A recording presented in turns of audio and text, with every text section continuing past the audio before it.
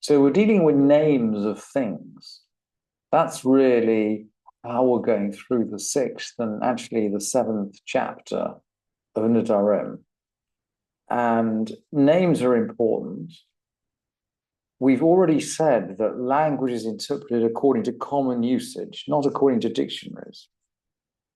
And as we're getting towards the end of the sixth chapter, we go through a list of things that have the same kind of name, but different content. So we've got yain and yain tapuchim, wine and apple wine. And they both got the word wine in them, but these are different substances. Analytically, they're different substances. One is cider, we'd call today, and the other's wine made out of grapes.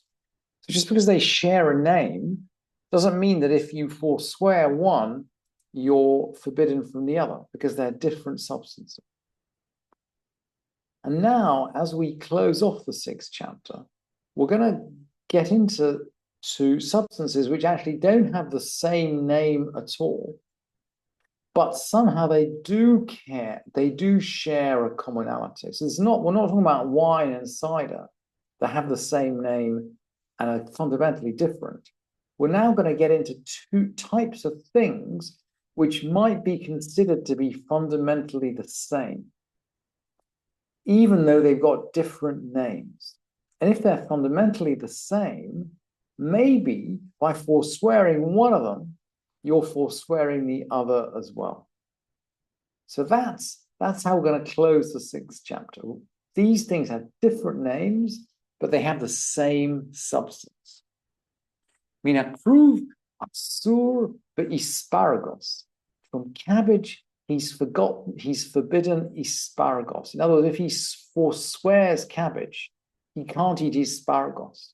Now, I had to restrain myself from translating asparagus as asparagus.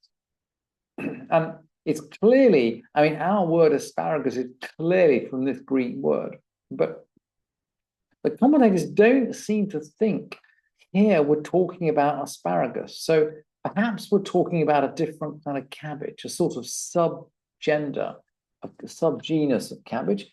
And Rashi thinks we're actually talking about the water that the cabbage is boiled in. Really interesting, cabbage broth. And of course, there you can see the logic immediately, because clearly, if you're forbidden, you can't eat cabbage, you can't eat cabbage broth. Kruva surva asparagus. You don't eat the cabbage, you don't eat the broth, but it doesn't work the other way. Yeah, think about broth and cabbage, waste products, core products. Mina asparagus mutar bi kruth. If he's sworn off the cabbage water, he can still eat the cabbage, because the cabbage has got a fundamental aspect which is nothing to do with the water. And we're going to carry on like this. Minha grisim. Now, grisim again sounds amazingly like grits, but these are basically grains. These are grains, like oats. Mina grisim asurba mikpa. A mikpa is a kind of a porridge. It's a kind of porridge you'd make with the grits. So if you forswear grits, clearly you're not going to be allowed to eat the porridge either, right? The porridge is part of it's an essential element of the grits. But interesting, Rabbi Yossi material. Yeah, Rabbi Yossi permits, and we're going to see a string of halachot now where Rabbi Yossi permits. The halacha never goes by Rabbi Yossi, by the way, but you'll see his voice is quite consistent right the way through these Mishnayot. So Rabbi Yossi permits, the halacha doesn't go according to it, but again, the connection doesn't work in reverse. So if he swears off grits, he can't eat porridge. But if he swears off porridge, he can still eat raw grits. So there's a kind of aspect of raw grit which is separate from the aspect of porridge. What about garlic? Apparently they used to put the garlic in the cabbage. I'm just going to bring you, if you don't mind, a couple of comments from the Bar Sanura. He explains, mikpah, by the way, is a tafshil av shel kidniot. It's a thick cooked dish of beans or shell tzikei kedera, a sort of stuff in the pot. And he then goes on to explain, someone who forswears porridge is forbidden garlic. And this is the bit of the Mishnah we're coming up to. It was customary to put garlic in every porridge because it provides flavor. And then the bartender closes with a sort of abstruse comment. The garlic is the porridge. It's almost like the primary sort of thing about this porridge was you had this great taste of garlic in it. That seems to be the idea. So let's just keep that in mind and let's go back to the Mishnah now. Let's just go back to the Mishnah. If he swears he's not going to eat porridge, he actually can't eat garlic. Somehow, garlic is an essential ingredient of this porridge. If you don't eat porridge, you don't eat garlic at all. And Rabbi Yossi is going to permit, as always in this string. And then, does it work the other way or not? Min hashum. Well, we're going by Kaufman, right?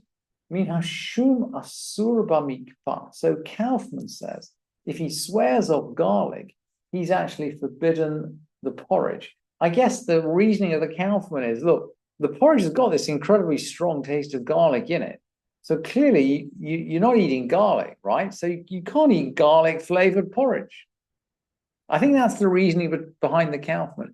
Interesting, someone in the margin of the Kaufman has written the word mutar, permitted, and all the printed texts have permitted. So I guess if we follow the reasoning of the corrector of the Kaufman, this is not original on the manuscript. You can see that the scribe who wrote the pointing made some corrections, real corrections. And this is like a side comment. But the printed texts all have permitted. I think the reasoning here is that the garlic is somehow, it's in the food, but it's somehow, it must be not central to the food. So you forswear garlic, but you can still eat porridge somehow. Maybe you can make porridge without garlic, I guess, in theory. Mina adashim asur ba'ashishim. From lentils, he's forbidden lentil cakes. Ashishim are some kind of cakey thing. It's basically a thick pancake you'd make out of ground up lentils. It's the lentils are the key ingredient in it. So clearly, you don't eat lentils, you don't eat lentil cakes. Rabbi Yossi Matir. Rabbi Yossi is always going to permit. Mina ashishim mutar ba'adashim. But if you forswear lentil cakes, you can still eat lentils because you could prepare your lentils in a way that didn't make them into cakes, right? So you could get away with that. Let's keep going. Remember, we said that when we repeat a word, it's like a song of songs or a vanity of vanities. It's that Rambam explained it. It's a very broad categorization. And this guy is going to say, Hitah hitim. He's going to say, Hitah hitim sheni toem. If I taste wheat and wheats, or wheat of wheats. So we got the double. And we're going to give him a double prohibition. In response, asur bahem bein kemach bein pat. So we're going to forbid him flour and we're going to forbid him bread. If he says garis, grisim, so he says grit of grits, garis, grisim, porridge of porridges, I guess what this is. Garis, grisim, porridge of garis, grisim, sheni toem, porridge of porridges that I shall not taste. Asur bahim, he can't eat any of them. Bein chayim, bein mevushalim. Either he can't eat these grits at all, either in porridge or just uncooked. But Rabbi Yehuda is going to give us an interesting sort of twist on this. Rabbi Yehuda says, Rabbi Yehuda Omer, kunam garis vechita sheni toem. If I forswear grit or wheat. So now we haven't repeated it, grit of grits and wheat of wheat. We've just had grit or wheat. In other words, he's forswearing these kind of grits and wheat. Mutar lakos chayim. He can actually chew them out raw. If he wants to chew them out raw, he can chew them out raw. And that is the end of the 6th chapter.